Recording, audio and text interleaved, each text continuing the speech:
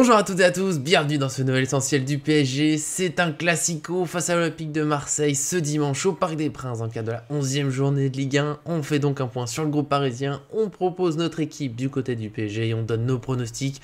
Pour ça, je suis avec l'inépuisable Arthur que je sais forcément très heureux. J'en ai misé sur un 12 sur 5, on sort des polémiques, on arrive sur un gros match, il n'y a pas mieux.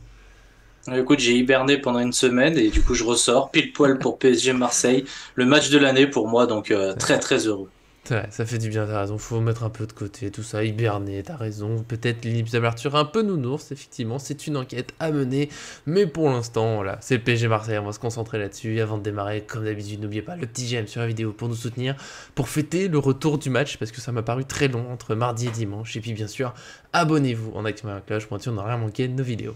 C'est parti pour ce PSG Marseille, on démarre donc avec le point sur le groupe et notamment une très bonne nouvelle, Lionel Messi est dans le groupe parisien, il était absent depuis 10 jours, il y avait encore une incertitude, fallait voir comment il vivait les deux derniers entraînements, vendredi, samedi, et c'est bon, il est dans le groupe parisien. Autre bonne nouvelle, mais qui a un peu moins marqué les esprits, Renato Sanchez aussi est de retour d'une blessure musculaire. Alors on l'attend un peu moins comme un titulaire. Enfin, je ne vais pas prendre de l'avance sur l'équipe d'Arthur, mais Messi en général quand même est titulaire. Renato Sanchez peut-être un peu moins. Bon, au moins les deux sont dans le groupe et donc pas beaucoup d'absents, mais quand même des absents importants. Kimpembe et Nuno Mendes sont toujours blessés. Sergio Ramos est suspendu. Je sais que ça fait mal au cœur de mon Arthur quand Sergio Ramos n'est pas là, mais bon, faut faire avec. Et justement, Arthur, c'est à toi de faire l'équipe parisienne. Oui, bah écoute, une équipe parisienne, je vais en faire deux, tiens, pour mettre un petit Oula, peu de piment. oula. Non, je vais en faire qu'une, mais du coup, en image, normalement, vous en aurez deux. Enfin, si Gina, ça te dérange pas, mais après, bon, voilà, c'est comme Ouais, ça. donne des Écoute, missions bah au monteur la de coffre. première, c'était l'idée de pas changer, donc voilà, une équipe classique avec Donnarumma, Marquinhos, Danilo, avec Mukiele en défense centrale. Du classique derrière, Bernat Hakimi, bien évidemment, parce que Nuno Mendes n'est pas là. Au milieu, Verratti, Vitinha et les trois, Mbappé, Messi et Neymar devant. Ça, c'était mon idée. S'il n'y avait pas de changement, j'y croyais un petit peu parce qu'il y avait quand même voilà cette volonté quand même de faire pérenniser un petit peu ce. Et puis il y a quand même toujours les joueurs. Il y a toujours Bernat qui est capable de voilà, Bernat c'est un piston aussi. Bah Hakimi, bah écoute, c'est toujours pareil. C'est toujours son meilleur poste. Ça reste quand même toujours être latéral Ouais. offensif, on va dire. Donc ça me choquait pas trop. Bon là, il y a les derniers échos et voilà, pour tout dire, au-delà des échos, je m'imaginais que s'il y avait un changement, ça pouvait être sur ce match parce que Marseille presse haut. Voilà, il y a l'adversaire, il faut s'adapter un petit peu. Paris est pas bien en ce moment, donc Galtier qui y réfléchissait. Donc aussi voilà, peut-être que la compo principale ce sera plutôt un 4-3-3. Donc on exit Nordi Mukiele de la défense centrale. On passe du coup avec Danilo Marquinhos en défense centrale.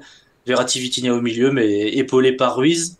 Alors après, Mm. voilà, la seule petite, et le reste de l'équipe ne bouge pas, bien évidemment, vous le Oui. voyez en image. Mais par contre, voilà, la petite question qu'on peut se poser, toi et moi, c'est, est-ce que ce sera, enfin, pour moi, ça sera Fabian Ruiz, le troisième milieu, et est-ce que ce sera, du coup, Fabian Ruiz en 6 et on garde Verratti en 8 en sachant que devant la surface de réparation, il est plutôt agréable à voir jouer, voilà, et des fois, il apporte des décalages, c'est vraiment intéressant de le voir aussi plus haut sur le terrain, mais il est très fort aussi en 6 mais j'étais moins convaincu de Fabian Ruiz en 8. Donc voilà, je suis un peu perdu sur le poste de 6 dans un 4-3-3, on va dire. Mm. Mais dans tous les cas, de toute façon, on a Verratti, donc ça devrait faire le taf. Voilà, quand il y a Verratti, tout va bien, je sais. Sergio Ramos n'est pas là, mais c'est bon. Arthur a son Verratti, tout ira bien, tout va bien se passer. Moi aussi, j'aime bien la défense à 3, on l'a demandé, je sais qu'elle est beaucoup contestée en ce moment. Je continue de dire que les problèmes du PSG ne viennent pas particulièrement du système. Il y a eu des soucis d'animation un peu de système, mais le système il peut fonctionner. Il y a eu des problèmes d'efficacité aussi qui ont été un peu mis de côté. Mais quand même, il y a beaucoup d'absents en défense, à force, forcément on peut se poser des questions.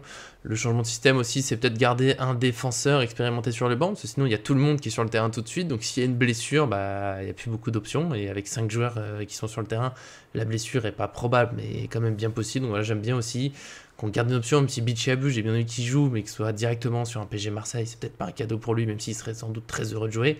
Donc oui, le 4-3-3, pourquoi pas. Qui comme troisième milieu? Probablement Fabien Ruiz, même si j'oublie pas Carlos Soler, peut-être qu'il peut jouer 8 aussi, donc garder Verratti en 6. J'y crois pas trop. Je pense que Solaire reste dans l'esprit de Galtier, voilà, le doublure offensif. Donc pour l'instant, ça va être ça. Plutôt Ruiz au milieu. Et j'ai envie de dire sur ce match, plutôt Verratti en 6 et Ruiz en 8. Parce que ce changement de système vient notamment du fait, comme tu l'as évoqué, Galtier a des conférences de presse, du gros pressing de Marseille. Et là, je préfère mettre le meilleur en sentinelle pour sortir de pressing. Celui dont Guardiola était tombé amoureux, encore une fois, l'année dernière du PSG City. Donc Verratti, parce que Verratti sous le pressing, normalement, c'est 0 ballon perdu. Sauf peut-être une erreur à un moment, soyons fous, mais globalement, c'est quand même une certaine sécurité. En plus, voilà, il va courir partout, on sait qu'il va protéger la défense autant qu'il peut. Mais surtout, voilà, sortie du pressing avec lui, Vitinha devant qui se balade un peu partout, et donc le 8, sans doute Ruiz aussi qui est là pour l'aider. Après, c'est l'animation qu'il faudra se retrouver, c'est évidemment Messi et Neymar vont pas être particulièrement des ailiers, ils ont plus ce style de jeu, ils rentrent dans le cœur du jeu, donc ce sera de réussir à utiliser ce stack du jeu sans oublier les côtés, ce qui peut être le défaut du PSG, parfois de s'enfermer un peu dans l'axe, et du coup oublier un peu les latéraux qui vont monter, s'ils montent, il faudra que ce soit bien fait, il faudra se méfier de l'OM, parce qu'il y a des pistons aussi qui vont vite, qui attaquent vite, et l'OM, voilà, faut faire un peu attention, mais j'y crois à cette équipe, et voilà, tout simplement, qu'est-ce que t'en penses? Voilà, Verratti en 6, pour moi c'est le plus probable. Oui, bah non, bah tu gardes une certaine sécurité. Avec Verratti en 6 déjà, il connaît très bien le poste, il est très fort. C'est vrai que quand il est devant la cage, il tire pas, donc c'est pas En une plus, arme. et Ruiz il tire. Après, c'est. Non, ouais, bah, en fait, c'est peut-être plus le problème, c'est plus Fabian Ruiz. Moi, je suis Fabian Ruiz en 8 à condition qu'il passe pas des passes à 3 mètres, je suis assez d'accord, tu vois, mais je pense qu'il faut qu'il se libère enfin dans ce match. Comme voilà, les nouveaux arrivants. Je pense que petit à petit, il faut qu'ils s'incrusent dans l'équipe et qu'ils prennent des risques. Je pense que personne en voudra à Fabien Ruiz de faire un match un petit peu plus punchy avec un peu plus de prise de risque, quitte à ce qu'il y ait un peu plus de Mm. déchets aussi. Mais je pense que les supporters, tout le monde sera un petit peu content de le voir tenter parce qu'il a quand même un sacré toucher de balle, sacré doué à la passe aussi. Fabien Ruiz peut apporter vraiment quelque chose. C'est vraiment un très très bon joueur, hein. On n'oublie pas quand même que ces anciens entraîneurs, quand ils parlent de lui, sont quand même assez dithyrambiques. C'est plutôt. Mm. Donc nous, on a envie de voir ce Fabien Ruiz là, et pour ça, il faut qu'il se libère. Et effectivement, bah écoute, t'as Verratti. Bon, bah écoute. Moi, Verratti, peu importe, tant qu'il est sur le terrain, de toute façon, il va y avoir des compensations. Il va y avoir Verratti qui parfois va monter un peu plus, Ruiz va Oui. descendre. Mais je pense que dans l'idée de maintenir parce que pour en revenir à la défense à 3, moi je suis moins fan que toi, tout le monde le sait, mais quelque part les joueurs du PSG, enfin, il y a les profils pour jouer avec ça, et même dans un 4-3-3, on peut pas imaginer que Hakimi et Bernat jouent très bas. Donc il Oui. va falloir quand même qu'un milieu de terrain soit un petit peu s'intercale un peu entre les deux défenseurs pour couvrir un petit peu. Et je pense que Verratti, très fort pour ça, il revient bien avec Mm. voilà avec ses tacles, C'est etc. fameux tacle glissé. Donc c'est plutôt pour ça. Donc, mais effectivement, là où je rejoins un petit peu la meute qui pense changer de système, c'est pas tant que le PSG.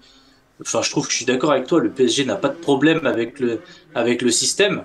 Mm. Le problème, un problème d'animation. Mais le problème, si le PSG n'arrive pas à travailler sur son animation, bah le système à 3 défenseurs, il sert à rien puisque de toute façon, on sert pas les latéraux, on centre pas, on n'utilise pas les qualités du système à bon Mm. escient. Donc, tant qu'à faire, autant essayer autre chose pour voir si ça va mieux à l'équipe. Tant qu'à faire sur ce match, parce qu'il y a trop de défenseurs qui sont absents, Ramos, Kimpembe, comme Nuno tu l'as Mendes. dit, bon, Nuno Mendes aussi, que Galtier quand même a vachement encensé. Donc pour moi, Verratti en 6 c'est la bonne idée. Mais je précisais quand même ça, parce qu'en me disant que si Verratti est en 8 je vais pas pleurer, au contraire. Il est sur Oh le là, terrain. Donc moi, je oh là suis non. content. Ça marchait bien Voilà. avec Thiago Motta en 6, mais bon, c'était Thiago Exactement. Motta, c'est sorti à l'exceptionnel. Voilà, ça peut le faire. Il y aura aussi Renato Sanchez hein, en 8 qui peut largement faire un très bon travail, mais là, il revient de blessure, ce serait quand même une grosse surprise soit titulaire.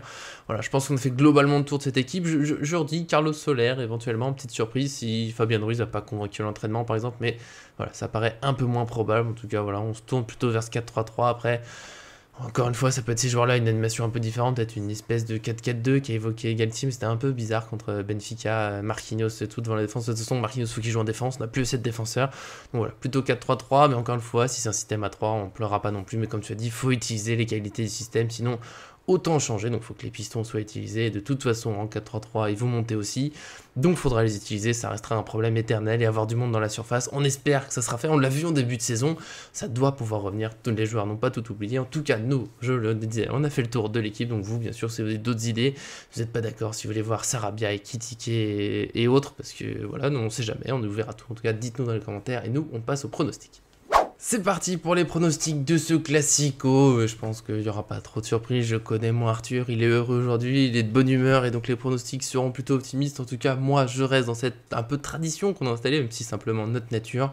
Et je suis parti, malgré les 3 derniers matchs nuls du PSG, sur un 4-1 pour Paris. Puisque on vient de faire l'équipe, et quand on voit l'équipe, pour moi c'est évident, il y a un énorme potentiel, s'il y a la bonne animation, s'il y a l'efficacité, s'il y a personne qui boude, si tout le monde fait les efforts, bah voilà, c'est une très belle équipe qui peut aller pour moi au bout de la Ligue des Champions. Marseille, je l'ai dit un petit peu avant, il y a aussi des bons joueurs, il faut s'en méfier, il faut respecter, il faut donner le maximum, mais voilà, Paris globalement, normalement est au-dessus à peu près à chaque poste, voilà, je mettrai un Parisien titulaire.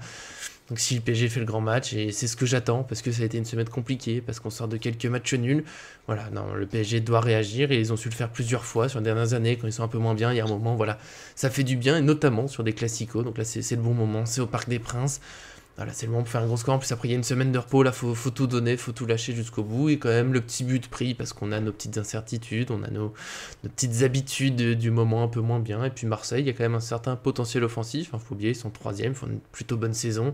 Mais voilà, pour moi, Paris doit être au-dessus, va être au-dessus. Et ça, tout se passera bien. Oui, bon, bah, j'ai à peu près le même discours que toi. Je serais Et moins ben, enfin, tendre avec Marseille. Je serais ouais. moins tendre avec Marseille, évidemment. Bah, écoute, j'ai misé aussi sur un 4-1 pour les mêmes raisons que toi au niveau du PSG. Si le PSG se met Mm. en marche, met la marche avant, ça va bien se passer, je pense. Et aussi parce que, bah, écoute, personnellement, j'ai regardé plusieurs matchs de l'OM. Alors, je le fais vraiment pour le site, hein. Je le fais vraiment pour être le plus C'est beau. professionnel possible. Le Parce sens que du déjà, sacrifice. d'un, ça m'intéresse pas trop de regarder les matchs de Marseille. Et de deux, bon, en plus, quand je les ai regardés, je me suis assez ennuyé. Et puis, bon, moi, ça me permet de faire un petit coup de gueule, même si tu voulais que ça soit rapide, bah, ça le sera pas. Mais vas-y. Euh, le traitement fait voilà, sur les trois derniers matchs du PSG, les trois matchs nuls, qui effectivement méritent un petit peu qu'on s'y attarde, et les trois matchs de Marseille, qui genre devient l'équipe presque favorite du match, alors que c'est deux matchs contre le Sporting Portugal, qui est bien en dessous de Benfica cette saison, en tout Mm. cas, Et qui notamment joue à sur 10. et qui joue à 10 après 15-20 minutes de jeu, et, etc. Et, bon, Mm. j'ai vu les matchs, voilà, c'était pas non plus fantastique, c'est aussi beaucoup plus facile. PSG, tu les mets à 10 contre le Sporting, ils gagnent aussi, donc il faut arrêter. Et puis, il faut pas oublier que dans le match nul contre 1, c'est un match très particulier du PSG, on les connaît, il y en a eu dans le passé, c'est des matchs avec des cartons, avec le carton rouge, avec de l'agressivité, on les connaît. Paris arrive pas à s'en extirper, mais globalement, Paris méritait pas non plus de perdre Oui. 3-0. Et Marseille, de l'autre côté, par contre, ils perdent. Donc pour moi, sur les derniers Contre matchs, je trouve Ajaccio, pas qui Marseille est... contre Ajaccio. Moi, je trouve pas Marseille exceptionnel, vraiment Non. pas. Je me suis vraiment ennuyé à les regarder jouer. Donc 4-1 pour Paris parce que ils sont largement au-dessus. Maintenant, il faut qu'ils le montrent. Je suis d'accord avec toi avec ton Oui. si. C'est si Paris joue. Mais bon, j'y crois, ils Ouais. vont jouer là. La logique, faut respecter. Oui, le PSG normalement est au-dessus. Je me fie toujours un peu des Marseille, Lyon, Monaco et autres. Quand ils viennent au parc, souvent ils se subliment un peu. Souvent ils perdent d'ailleurs juste après. Donc voilà, je me dis que Marseille peut jouer mieux que d'habitude et être inquiétant si le PSG est pas son meilleur niveau. Mais on leur dit si Paris est au mieux, bah voilà, normalement Paris c'est le 4-1, voire mieux, voire plus, voire peut-être qu'on n'est pas assez 8-0, mais dites-le nous dans les commentaires, vous si vous voyez encore plus, si vous vous méfiez davantage, parce que mine de rien, Paris, oui, a eu quand même quelques difficultés dernièrement, avec un contexte certes, mais voilà, 3 matchs sans victoire, c'est quand même là, est-ce qu'il y a eu les affaires, est-ce que ça peut perturber le groupe? Normalement, tout va bien. Sur les vidéos qu'on voit des entraînements du PSG, il y a quand même beaucoup plus de bonne humeur que ce qui est dit dans les médias, mais comme le dit Galtier, eh ben les médias, ça les intéressera pas, donc ils parleront d'autres choses, en tout cas, nous, on espère un très beau match, on y croit, j'y serai, voilà, je veux faire la fête, voilà, ça va être bien. Profitez bien de ce match, on se retrouvera lundi pour le débrief avec, je le sens, un très beau sourire, un Arthur heureux à 18/5, voilà, la grande fête, donc abonnez-vous pour ne rien manquer, et puis bien sûr, merci à Arthur d'être venu aujourd'hui. Bah, merci à toi. Non, je serais heureux vraiment à 100%, vraiment au maximum si le tifo des Ultras est fantastique. Oui. Voilà, ça je te l'ai dit en off, mais j'attends, là c'est Marseille, gros tifo pour ce match, ça, C'est en vrai. plus. On compte sur eux, on les attend, on espère en tout cas une très belle ambiance. Il n'y aura pas les supporters marseillais, alors pour l'ambiance c'est peut-être un petit peu dommage, mais bon, au moins le Parc des Princes devrait donner le maximum. Et puis bien sûr, merci à Guinette, tu l'as évoqué brièvement dans son tâche. Oui, le monteur il est là, on a besoin de lui, on a besoin de toi. Donc merci de nous aider dans nos folies. Et puis bien sûr, merci à tous de nous suivre, à très bientôt sur cette chaîne.